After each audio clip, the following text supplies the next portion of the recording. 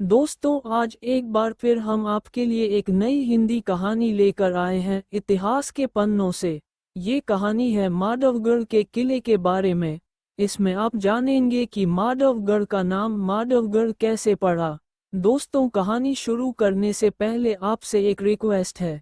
यदि आपने वीडियो को अभी तक लाइक नहीं किया तो लाइक कर दीजिए। चैनल पर यदि आप नए हैं तो चैनल को सब्सक्राइब करके घंटी का बटन दबाकर ऑल पर सेट कीजिए। तो फिर दोस्तों, चलिए समय नष्ट न करते हुए कहानी की तरफ चलते हैं। कहानी कुछ इस प्रकार है। शाम का समय था। लोग अपने अपने काम से घर लौट रहे थे। मंडन भी अपनी दुकान बंद कर रहा था। सारा दिन काम करने के बाद वह बड़ा थक गया था। मंडन सारे राज्य का सबसे नामी व जाना पहचाना लोहार था। किसी को लोहे का काम करवाना हो तो लोग उसी के पास दौड़े भागे आते थे। एक दिन जब वह दुकान बंद कर रहा था तो मंडन ने देखा कि उसी के गांव का निवासी गोपी दौड़ता हुआ उसके पास आ रहा है। वह हाफते हाफते बोला, मंडन भैया, ओ मंडन भैया, दुकान बंद कर रहे हो क्या? दुकान बंद कर दी है और अब मैं घर जा रहा हूं, मंडन ने जवाब दिया। गोपी निराश होकर जमीन पर बैठ गया। फिर घिघिया कर बोला, भैया, मेरी यह कुल्हाड़ी जरा ठीक कर दो, तुम्हारी बहुत कृपा होगी। गोपी बड़ा गरीब था। वह लकड़ी काटकर घर घर बेचा करता था। मंडन के घर भी अक्सर वही लकड़ी दे जाता था। आज पता नहीं कैसी अजीब बात हो गई। लकड़ी काटते समय कुल्हाड़ी उसके हाथ से गिरकर एक पत्थर से टकरा गई। उससे टकराते ही कुल्हाड़ी का रंग पीला हो गया। गोपी उससे लकड़ी भी नहीं काट पाया। कुल्हाड़ी लेकर वह दौड़ता हुआ सीधा मंडन के पास आया था। मंडल ने गोपी से पूछा, क्यों भैया? तुम्हारी कुल्हाड़ी को क्या हो गया?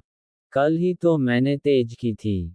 गोपी ने उदासी भरे स्वर में कहा, इसे तो पीलिया हो गया है। पीलिया? कुल्हाड़ी को कभी पीलिया हो सकता है? क्या बक रहे हो? मंडन ने गुस्से से कहा। लो तुम ही देखो, ऐसा कह गोपी ने मंडन के हाथ में अपनी कुल्हाड़ी दे दी। मंडन ने देखा कि कुल्हाड़ी सोने की बनी हुई है और वैसे ही चमक भी रही है। अरे, ये तो सचमुच ही पीले हो गई। मंडन आश्चर्य में डूब गया और बोला, अच्छा बताओ इसका रंग कैसे बदला? मुझे क्या पता, मेरे हाथ से कुल्हाड़ी पत्थर पर गिरी और पीली पड़ गई। कहाँ है वह पत्थर? मुझे भी बताओ, मंडन ने आग्रह से पूछा।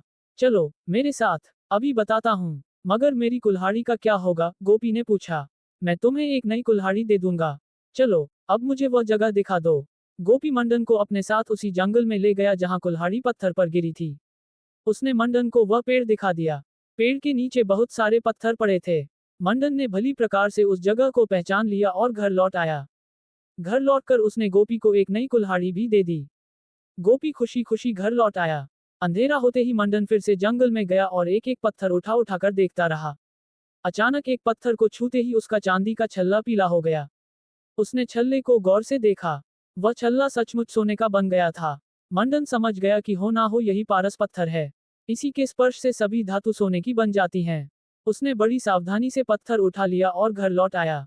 कुछ ही दिनों में मंडन बहुत धनी बन गया। शीघ्र ही शहर में यह बात फैल गई कि मंडन की धन संपत्ति मालवा के राजा जयसिंह देव से भी अधिक हो गई है। धन से जो कुछ भी खरीदा जा सकता था मंडन ने खरीद लिया। फिर भी उसके मन में सुख, चैन और शांति नहीं थी। एक भद्र धनी पुरुष होने के नाते वह कभी कभी महाराज जय सिंह देव की राज्यसभा में भी चला जाता था। महाराज जय सिंह देव बहुत ही उदार तथा दयालु राजा थे। गरीब और दुखियों के लिए वह बहुत कुछ करते थे। अपनी सारी संपत्ति उन्होंने गरीबों की भलाई में लगा दी थी। इस कारण वह ना तो महल ही बना पाए, ना गढ़ और ना ही शानदार हवेली। एक दिन मंडन मंदिर के बरामदे में बैठा था। नीचे बाग में लोग आपस में बातचीत कर रहे थे। कुछ बातें मंडन को भी सुनाई दी। हमारे महाराज बड़े ही उदार और दयालु हैं। अगर उनके पास धन होता तो वह क्या कुछ नहीं करते। उन्होंने सब कुछ तो हम पर न्योछावर कर दिया। उन्हें तो शत्रु की भी परवाह नहीं। भगवान ऐसा ना करें, लेकिन यदि कभी शत्रुओं ने हम पर हमला कर दिया तो महाराज ना जाने क्या करेंगे। कुछ रुककर भी फिर बोले, वह कितने दिनों से चाहते हैं कि एक सुंदर गढ़ या किला बनाएं, पर क्या करें, उसके लिए भी तो बहुत धन चाहिए। मंडन चुपचाप उन सब की बातें सुनता रहा और मन ही मन सोचने लगा कि अगर इतनी संपत्ति महाराज के पास होती तो वह कितनों का भला कर सकते थे।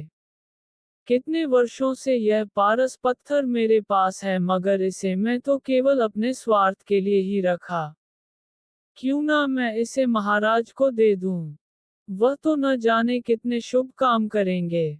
ऐसा सोचकर दूसरे ही दिन मंडन महाराज जय सिंह देव के दरबार में गया और आदर सहित अपना पारस पत्थर उनको भेंट किया।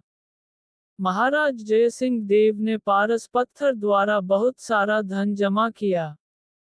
धन से उन्होंने सैकड़ों महान कार्य किए। उन्होंने एक बहुत ही बड़ा और सुंदर गढ़ भी बनवाया।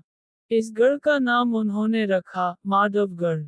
ये गढ़ आज भी भारत के सबसे बड़े और सुंदर गढ़ों में से एक है।